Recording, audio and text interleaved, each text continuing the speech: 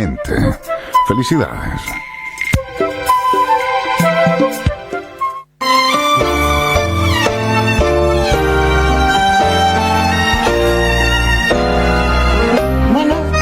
Regreso junto a ustedes, conversando de las tradiciones del pueblo Cahuéscar, y a raíz de que son temas que nos interesa mucho como equipo del programa, ir fortaleciendo para poder entonces empezar ya a rescatar todos estos conocimientos que muchos investigadores, tanto de la región como fuera de ella, han realizado sobre los distintos pueblos originarios que hubo en esta región. Y la verdad es que es una historia entretenida, es una historia que nos deja un mensaje profundo, porque las condiciones de vida de ellos fueron muy adversas.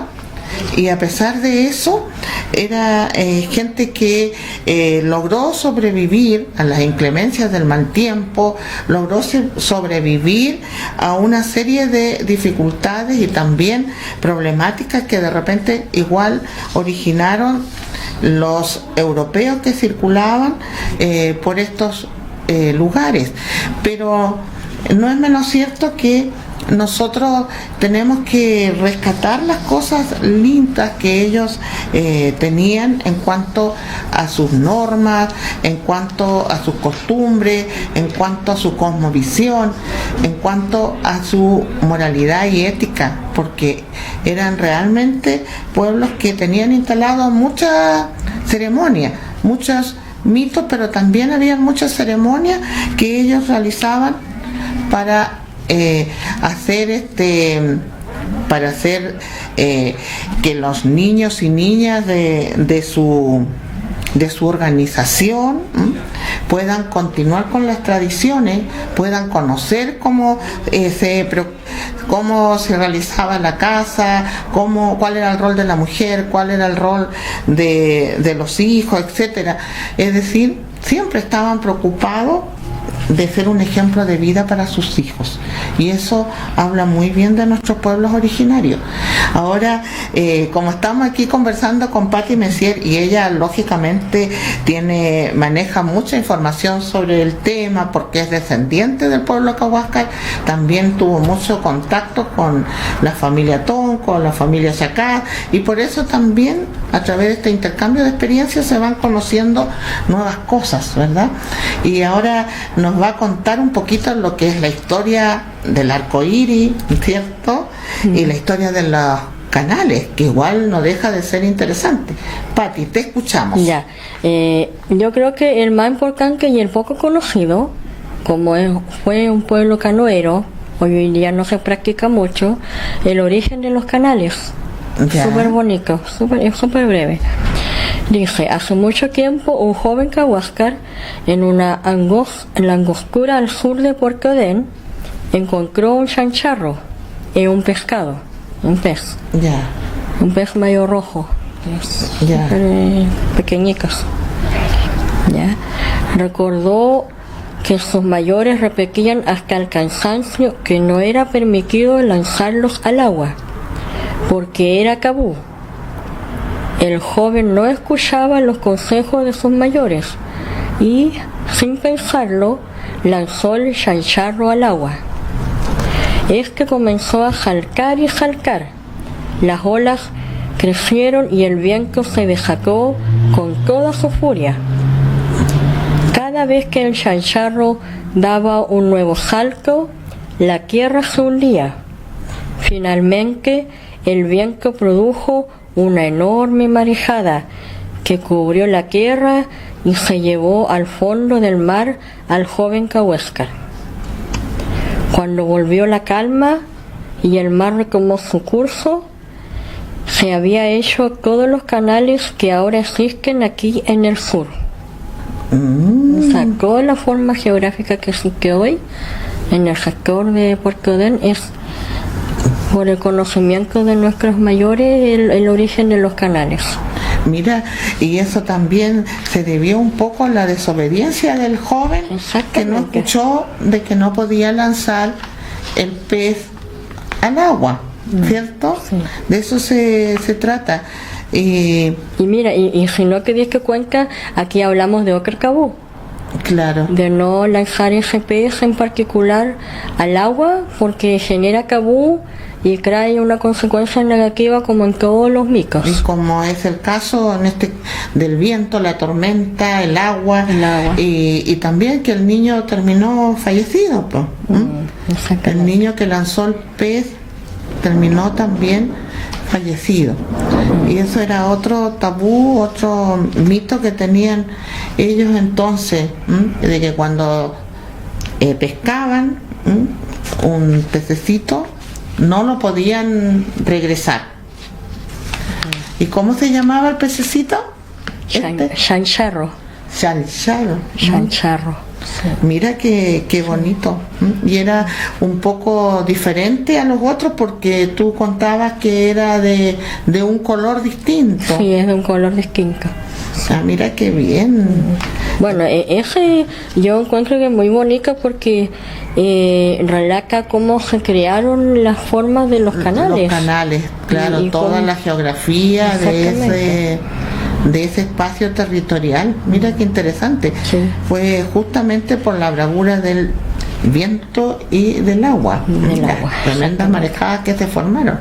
Claro, y esto se formaba cada vez que el pez saltaba. Sí, cada vez que saltaba. Entonces él hacía su movimiento en la tierra. Oye, la otra cosa interesante es el arco iris. El arco iris es una belleza. La verdad es que cada vez que hay arco iris, que uno tiene la oportunidad de observar esos colores intensos, maravillosos, te da una tranquilidad, es como un deleite. Yo he tenido la ocasión de ver doble arco iris. Ya. Yo he visto doble arco iris, uno encima del otro. Ah, mira. Sí, he tenido la ocasión. Qué bueno. Como 2 o 3 veces ya. Y eso también también es parte de un mito del pueblo cahuasca, ¿cierto? Bueno, no sé si puedo leer un poquito lo que se refiere al origen del arco iris.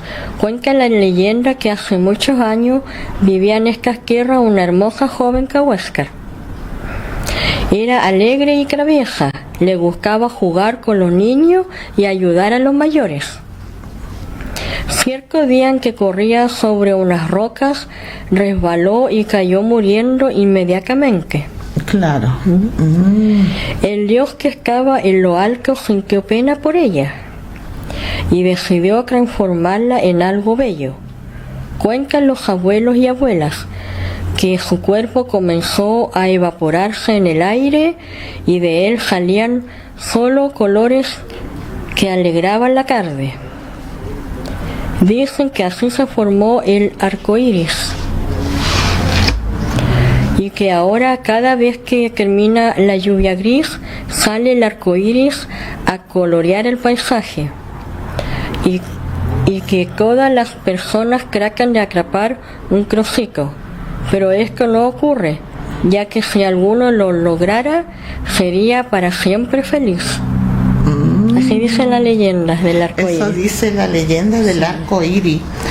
Sí, y verdad también, que uno piensa, está allí, yo lo estoy viendo, creo que puedo llegar hasta donde es el origen, ¿verdad? Sí. Pero eso es imposible. Es imposible porque no tiene fin, no hay fin. No tiene. Y también esta leyenda nos deja un mensaje. Un lindo mensaje, porque los dioses pudieron ver de que la niña era una niña alegre, una niña con mucha vida, con mucha vitalidad, una niña juguetona, y que ayudaba a los mayores que también. Era una buena niña, una buena persona. Exactamente. Entonces lamentablemente murió porque se cayó al mar y murió. Y por eso los dioses determinaron convertirla en algo bello. ¿Y qué más bello que el arco iris? Claro, resbaló de las rocas que habían en el sector donde ella estaba jugando. Y ahí fue que murió con el golpe. Entonces el arco iris tiene su origen en una leyenda cahuasca y del fallecimiento de una niña cahuasca. Todo esto tiene en torno a un personaje cahuasca. Niño, niña, mujer o hombre. Ya. Tiene algo de historia de superhéroes, ¿cómo se puede decir? Sí, pues una historia imaginaria, porque sí. resulta de que ellos, todo esto era parte de sus creencias, pues, ¿no? Las mismas creencias que tenemos hoy día muchas personas, de creer que hay un ser superior, que es Dios, ¿no es cierto? Que no hay que tener fe, y cuando tú pides las cosas con fe te van a resultar bien. Entonces todas esas son también creencias que nosotros de una u otra manera igual hemos instalado en la actualidad. Y bueno, y dentro de lo destacar lo más importante dentro de la cultura Kawáskar, de todo lo que has mencionado, el respeto. Cómo se respetaba, bueno, en mi caso particular, el respeto a nuestros padres, a nuestros mayores, a nuestros tíos, entre nosotros también. Es algo que está muy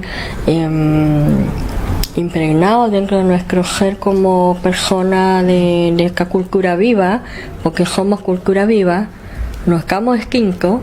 Eso es como dejarlo claro, porque si bien hay muchas personas que desconocen de la cultura Kawáskar, sus costumbres, tradiciones, creencias, nosotros somos cultura viva. Yo soy cultura viva, soy una persona que me debo a mi cultura, y que mi misión personal es como difundir la cultura, y me he dedicado más que al 100% en trabajar en torno a la difusión de mi cultura.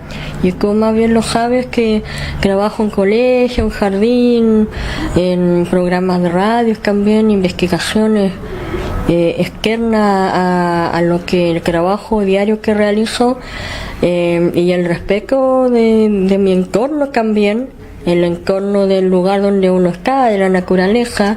Todos nosotros, eso es nuestro mayor tesoro que nosotros llevamos dentro de nuestro ser. Sí. No me cabe ninguna duda, Pati, porque todo lo que he podido leer y estudiar sobre los pueblos originarios, existía mucho respeto por la autoridad, y en este caso la autoridad era de los mayores, que podían ser abuelos, podían ser los padres, ¿verdad? Pero eran las personas mayores. Y también existía las ceremonias en que los mayores le enseñaban a los jóvenes, cuando ya estaban en una edad adulta, le enseñaban todas sus costumbres, sus tradiciones, le transmitían y lo preparaban para la vida. Mira, hay que ser bien responsable en esto. Yo creo que la sociedad en que estamos viviendo en el 2019, las ceremonias se ven como algo lejano, como que dejó de existir hace miles y miles de años, pero la historia reciente del Kawáskar nos lleva más de 70 años, en que fueron los últimos navegantes en canoa, en que vivieron la última parte de la historia canoera de la cultura. Claro, y todavía está, porque ustedes, tú bien lo dices, ustedes son cultura viva, ustedes están llevando a cabo muchas de sus costumbres. Y en este caso en particular, por ejemplo, en las ceremonias, es algo súper importante destacar. Los jóvenes de crece, desde los 12 crece hasta 14 años, entre varones y damas, se preparaban para formar una familia. Claro. De muy pequeña edad, en la adolescencia, en plena adolescencia, de ambos sexos. Entonces, hoy en día eso no se ve así. Claro. Hoy día una ceremonia occidental podría ser un cumpleaños. Una fiesta de, no sé, pues la festividad se han ido perdiendo. Claro, la festividad en este caso de los años que cumple el país, la fiesta patria, no sé, pues, otra ceremonia, pienso yo. Pero ese tipo de ceremonia, claro, de iniciación, como le llamaban los pueblos originarios, ¿cierto? Del niño a adulto, esas ceremonias generalmente no no tuvo su proyección en el tiempo. No. A excepción a lo mejor de en algunas familias que, bueno, se hacían las fiestas tradicionales de los 15 años, Claro. o cuando cumplían 18 años los jóvenes, pero que no era el tipo de ceremonia que hacían los pueblos originarios, porque ellos eran una semana o varios días o meses en que estos niños se les encerraba, entre comillas, se les encerraba en un espacio donde allí eran los ancianos o los mayores los que le iban contando todas las costumbres, todas las tradiciones, le iban enseñando cómo cazar, cómo recoger el alimento, cómo proteger el medio ambiente. Sí. Y cómo debían actuar una vez que ya conformen una familia, la responsabilidad que tenían. Y sabes lo más importante, en estos años que he investigado el tema Cahuáscar, para el varón especialmente, para formar una familia, en aquellos años tenía que hacer la canoa perfecta, sin errores, porque la canoa perfecta y bien callada significaba que podría durar un cierto tiempo más y podría transportar a la esposa, en este caso que él iba a casarse, y obviamente a los hijos cuando ya la familia se constituye más profundamente. Cuando crecía la familia. Exactamente. Claro. Y ese caso en puntual, el varón tenía que tener la habilidad con mucha destreza para poder realizar una canoa. Eso se hacía con la corteza de árbol. Con la corteza del árbol, sí. Claro. Y en este caso, bueno, con la corteza, y después fue avanzando a medida que pasó como el año 1800 y algo, que empezó a llegar los metales que traían los europeos, como las hachas, las palas y todo ese tipo de herramientas de metal. De ahí empezaron a hacer la canoa ahuecada. Ya, más sofisticada, digamos. Sí, porque antiguamente se usaba la canoa de dos cortezas, y había una que eran de tres, pero la que más se usaba era la de dos. La de dos. Sí. Entonces eran trabajos súper minuciosos que cada varón debería tener la habilidad máxima, porque de esa manera él podía vivir tranquilamente con su familia y sin tener problemas para poder hacer otra canoa. Oye, Pati, conversando con Alfonso la semana pasada, que él decía de que en el caso de los pueblos, del pueblo Cahuáscar, cuando fallecía el jefe de hogar, digamos, el anciano, el padre, ellos no utilizaban la muerte como en el caso nuestro de hoy en día, de dejarlo en un cementerio, de llevar flores, de estar ahí con algo en forma permanente, viendo y observando, sino que más bien ellos pensaban que la persona no moría, sino que su espíritu continuaba latente y salía a mar abierto.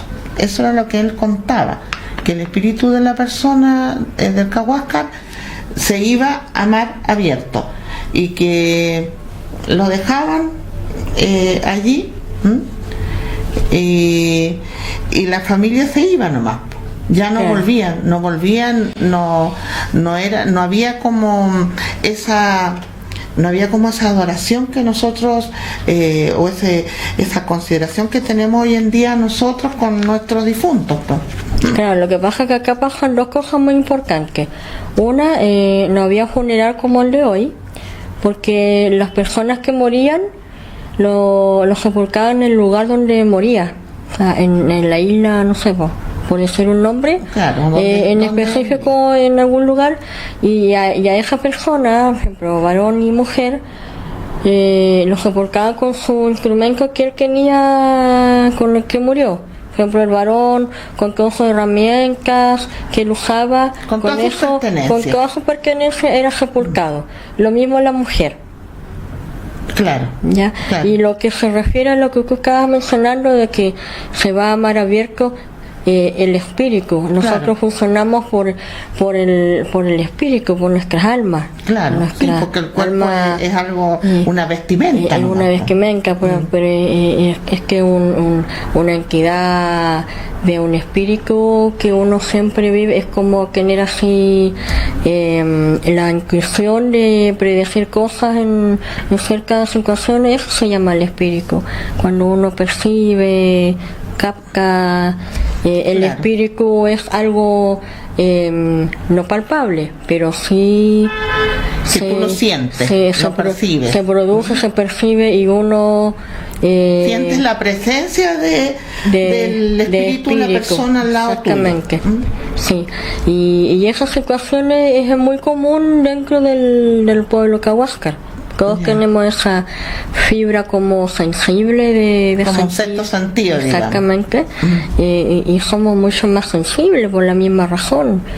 Y hay que destacar también que esos espíritus, cuando ellos fallecen, su alma se va y se va.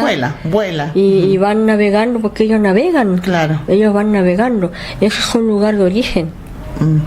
Claro. Porque es un lugar de origen porque eran culturas canoeras, en que la mayor parte del tiempo ellos navegaban Pasaban en las aguas, claro. en las aguas. Pero eso no significaba que dormían en la canoa. No, No, sí, eso está claro. eso Ellos es- en la noche tenían que volver a tierra, ¿cierto? Exactamente.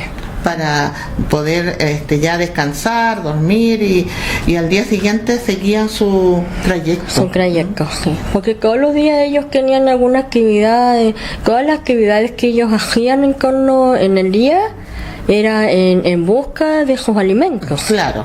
Según las estaciones, en verano, en invierno, hay distintos alimentos que se consumen, y hasta cierto tiempo se consumen algunos alimentos, después se dejan y después vuelve a crear la misma temporada, que viene la temporada de los huevos, la temporada del lobo marino, el bebé que se come, es la carne que se consume, y así como otros alimentos también. Entonces, el trabajo diario de la familia Cahuáscar, por eso que utilizaban con la canoa, porque Claro. era su medio de transporte para poder buscar, sus alimentos. proveer de sus alimentos.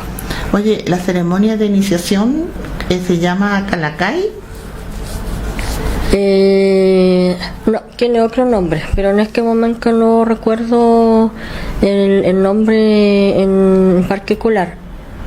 Porque yo... Es que en realidad, mira, si bien nosotros podemos decir, bueno, información en internet hay mucha, pero no toda es verídica dentro de lo que se refiere a la cultura cahuáscar, pero sí la ceremonia tenía un nombre en específico, porque la ceremonia de iniciación está basada en diferentes etapas. Una es la vivienda, que se hacía, que era súper larga, así como más larga, no tan ovalada, y esa tenía un nombre. Ya. Tenía un nombre en específico. Y esa era como la primera ceremonia. No, es que esa era la caja, el lugar donde ellos pernoctaban todo. Claro. Y después habían viviendas más pequeñas, como las viviendas que ellos usaban, que donde estaban, por ejemplo, las mujeres alejadas de los varones. Ya. Entonces, cada espacio tiene su nombre. Cada vivienda tiene un nombre en particular. Ya. Y así como el mismo nombre de la ceremonia.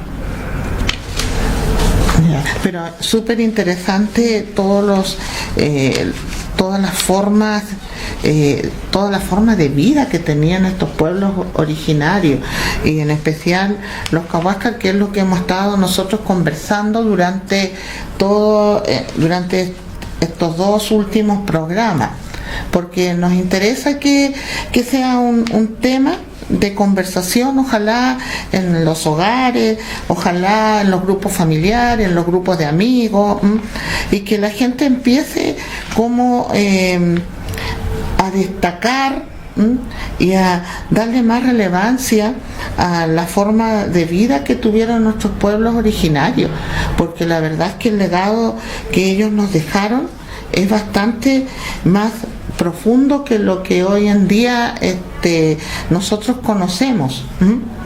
Y esta es una localidad en que viene mucha gente de afuera, y esa gente viene con ganas de conocer más de lo que han sido nuestros antepasados.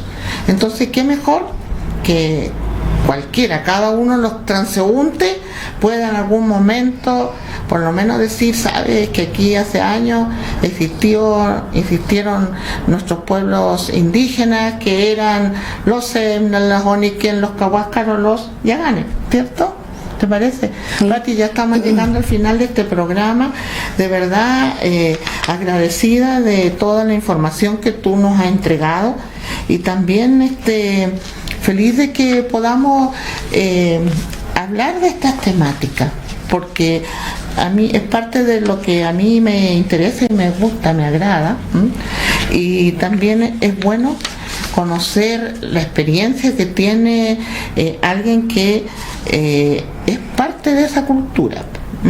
Así que gracias por haber estado acá hoy día conversando conmigo sobre las tradiciones del pueblo Cahuasca. Ya, y bueno, antes de terminar y dejar la despedida, hacer un alcance. Si bien el Cahuasca no tenía el saludo formal como decir hola, sí, en estos tiempos usan una frase súper que ocupaban bien los Cahuascas, que era la frase ¿cómo estás? Es una frase Cahuasca. ¿Cómo estás? ¿Cómo estás? Porque ellos se preguntaban ¿cómo estás? ¿De dónde vienes? ¿A dónde estuviste? Porque como no se veían, no había frecuencia de estar muy en comunidad. Claro. Entonces ellos, o si no, decían nos vamos a ver en 3 lunas más, en 2 lunas más. Eso significaba en 2 meses o 3 meses más. Ya, en el concepto occidental. Muy bien, pues. Y bueno, y agradecer y nuevamente agradecerte, porque a mí me fascina este tema, tú lo sabes muy bien. Sí, pues sí. Y bueno, y que la comunidad magallánica se empape mucho más de nuestros conocimientos y valoren un poco más nuestra riqueza cultural. Muchas gracias. Así va a ser, pues, y yo agradecida también de la audiencia de todos ustedes, que tengan un lindo fin de semana y una mejor semana aún. Así que gracias por su sintonía y nos estamos viendo el próximo sábado. Polar Comunicaciones, radio, televisión e internet presentó Vecinos Conectados, en el 50º de la primera ley de juntas de vecinos. Conducen Carlos Aro, Moisés Calín y Cristina Mancilla.